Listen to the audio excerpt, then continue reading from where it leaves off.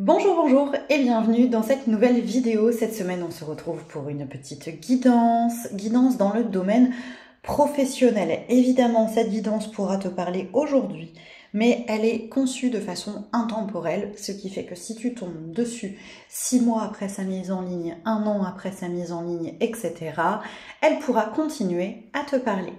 Je vais te proposer de prendre ton temps et de te laisser appeler soit par la partie 1, soit par la partie 2, soit par le tirage 3 ici. Ça reste une guidance collective. Peut-être que certains espaces t'appelleront ici et puis d'autres ici. N'hésite pas vraiment à te laisser guider et à te faire confiance. Parce que oui, je te propose une guidance, mais c'est à toi de voir comment ça résonne pour toi. Je rappelle que ça reste une guidance collective et que ça ne peut pas parler à tout le monde. Comment j'ai conçu ce petit tirage au niveau professionnel ? Avec la première ligne, on a 3 petites cartes par tas de l'oracle de la triade qui va nous permettre de comprendre un petit peu ce qui se passe en ce moment, quelle est l'ambiance dans ta vie professionnelle actuelle.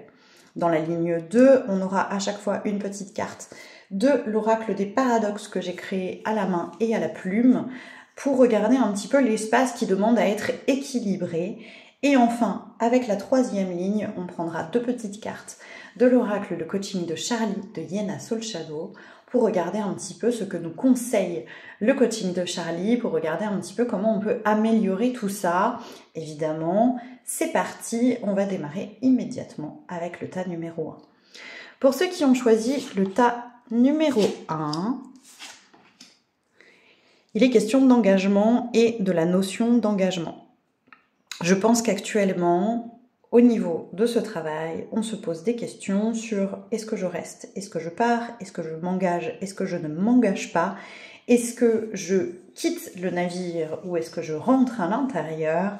Et dans ces questions-là, il y a la notion de qu'est-ce que j'ai à offrir de façon fluide et non pas de façon sacrificielle. Est-ce qu'en ce moment, je n'offre pas tant à ma vie professionnelle que j'en oublie d'autres espaces de moi? Est-ce que je ne suis pas en train d'offrir trop dans ma vie professionnelle, ce qui fait que je pourrais avoir une posture sacrificielle? Est-ce que le sacrifice, je suis prêt à l'offrir ou pas? Toutes ces questions-là semblent être largement présentes dans votre vie professionnelle aujourd'hui.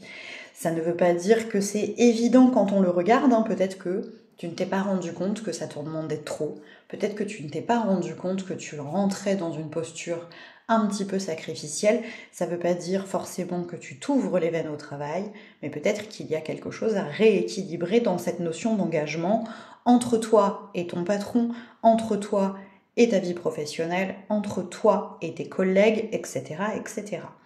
On va aller regarder du coup ce qui nous est demandé à équilibrer ici. Demander de l'aide.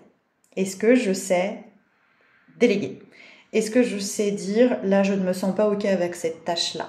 Est-ce que je sais aller demander l'aide dont j'ai besoin pour justement me préserver et ne pas tomber dans quelque chose de sacrificiel? C'est vraiment le point d'équilibre qu'on va aller rechercher. Est-ce que je suis toujours celui à qui on vient demander de l'aide? Est-ce que je suis celui ou celle à qui n'ose pas demander d'aide? Bref, la notion d'aide en lien avec la notion de sacrifice ici, dans cet engagement, semble être au cœur de la problématique. Alors, que nous conseille l'oracle? On va aller regarder ça tout de suite. Là, clairement, la carte se terre à l'endroit, plus la carte de l'équilibre qui tombe à l'envers. Est-ce qu'il n'est pas question de prendre le temps de révéler vraiment les déséquilibres d'abord de soi à soi avant de prendre la parole? L'idée, c'est pas qu'il faut se taire ici concrètement. L'idée ici, pour moi, c'est de prendre le temps d'organiser ses pensées et d'organiser son équilibre intérieur avant d'aller dénoncer, avant de prendre une décision, avant de remettre en cause l'engagement, avant de quitter cette posture sacrificielle. Ok, de quel équilibre j'ai besoin? Il est d'abord temps de relever où sont les déséquilibres, où se met en place la posture sacrificielle, où l'aide est compliquée à obtenir, où l'engagement est compliqué, pour ensuite trouver des solutions et là pouvoir enfin en discuter de façon posée. L'idée ici, ce qui me vient en complément, hein, c'est qu'il y a peut-être un petit peu d'impulsivité, qu'il y a peut-être une tendance à vouloir aller vite quand ça va pas, ce qui est ok, mais peut-être qu'ici on a besoin de prendre un petit peu de temps avant de prendre une décision formelle, parce qu'il y a quand même cette notion de décision et d'engagement. Prends le temps de constater les déséquilibres avant de passer à l'action. C'est vraiment ce que me donne comme conseil ce coaching de Charlie ici pour vous. J'espère que ce tas vous aura parlé pour ceux qui ont le tas numéro 1. N'hésitez pas à me laisser vos questions dans les commentaires si vous en avez. Je ne manquerai pas de venir y répondre. En tout cas, merci à tous ceux qui avaient choisi le tas numéro 1. Et on va passer maintenant au tas numéro 2. Donc, je démarre avec la première ligne. Waouh! Alors ici, ces 3 cartes ensemble viennent me dire que tu sais exactement ce que tu veux, mais que tu ne te l'autorises pas et que du coup, ça ne s'ancre pas. Ici, on sait, je pense, clairement ce qui nous convient, ce qui ne nous convient pas, mais on ne s'accorde pas le droit de le mettre en place. Ici, mentalement, c'est clair et c'est dans la mise en action que ça devient compliqué. Dans la mise en action que ça devient compliqué. Alors, avec cette carte ici, qui me parle beaucoup d'estime de soi, peut-être que c'est compliqué parce qu'on ne se fait pas confiance, parce qu'on ne s'estime pas suffisamment, parce qu'on ne s'est pas autorisé à savoir ce que l'on veut réellement. C'est comme si le doute ici n'arrivait pas à être vaincu, non pas parce qu'on ne sait pas, mais parce qu'on ne réalise pas ce que l'on sait être bon pour nous. Il y a vraiment la notion ici de matérialisation, de réalisation. Je vais aller regarder. Du coup, en deuxième ligne, l'espace à équilibrer, l'intuition. Je sais que je sais.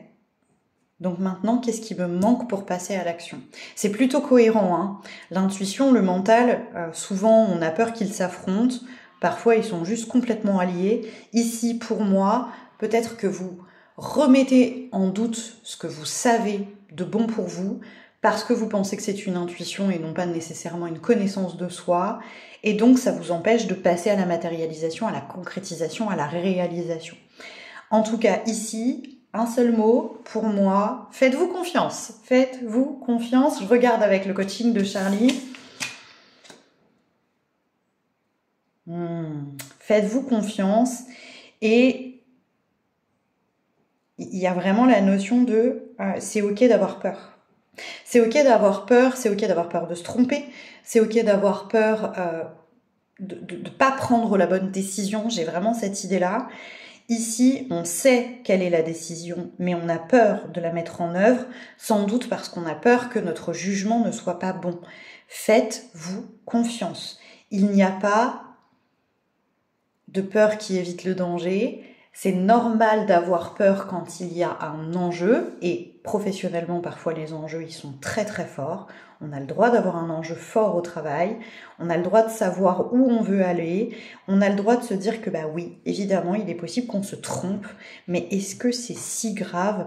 Il y a vraiment cette notion-là dans ce tirage-là pour vous au niveau du tas numéro 2. Évidemment, si vous avez des questions, n'hésitez pas à me les mettre en commentaire. Je me ferai un plaisir de venir vous répondre là-bas, dans cet espace. Et n'hésitez pas, les MP à côté si besoin. Merci à tous ceux qui avaient choisi le tas numéro 2. Et on va passer ici au tas numéro 3. Pour tous ceux qui ont choisi le tas numéro 3, ouais. Là, il y a des mémoires qui sont en jeu. Cette carte de la porte ici m'a toujours parlé des mémoires. Ici, on est partagé parce que, de mon point de vue, hein, on a tellement vécu des choses compliquées qu'on se contente de peu. Comme si on se sentait béni juste parce qu'on est payé à la fin du mois alors qu'on ne l'avait pas été par le passé. Comme si on se sentait béni d'avoir juste un employeur correct alors que c'est la base, mais parce que par le passé, il y a eu vraiment des trucs compliqués au travail.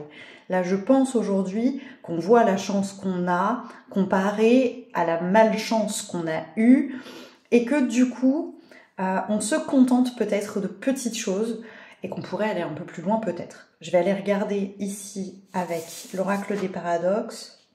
Ouais. On est vraiment resté en lien avec des mémoires compliquées sur le plan émotionnel avec le travail.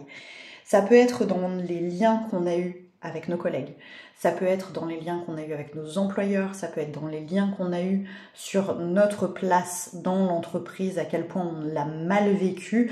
En tout cas, il y a des émotions ici, dans le domaine professionnel, qui continuent à impacter ta situation présente alors que tu n'es plus dans cette situation-là. Ces difficultés émotionnelles, elles font partie du passé, de ton passé dans ta vie professionnelle, mais elles n'ont pas l'air d'être encore présentes aujourd'hui. Pour autant, elles continuent à t'impacter.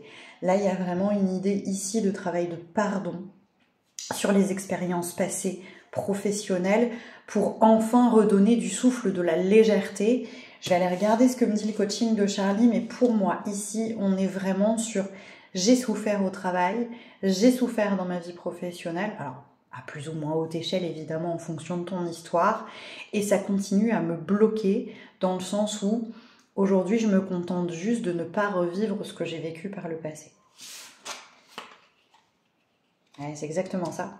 Le coaching de Charlie va dans ce sens. Je me contente des trucs simples au lieu d'aller voir plus loin et de pleinement entrer dans mon champ de compétences.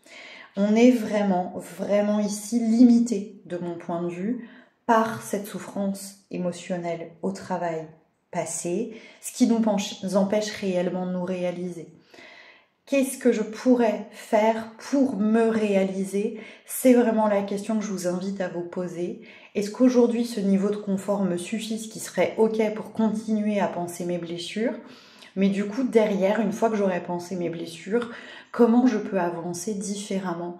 Dans quoi je peux aller me réaliser? Comment je peux me sentir pleinement dans ma vie professionnelle, libre et détachée? C'est les questions que je vais vous inviter à vous poser à tous ceux qui ont choisi ce tas numéro 3.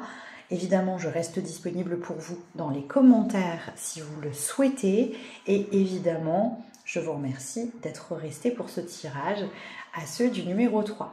Si tu as regardé la vidéo en entier, félicitations à toi, un immense merci à toi. N'hésitez pas à m'indiquer vos besoins, vos demandes dans les commentaires. Moi, je vous souhaite une très belle semaine et je vous dis à la semaine prochaine pour une prochaine vidéo. Ciao, ciao les petits chats!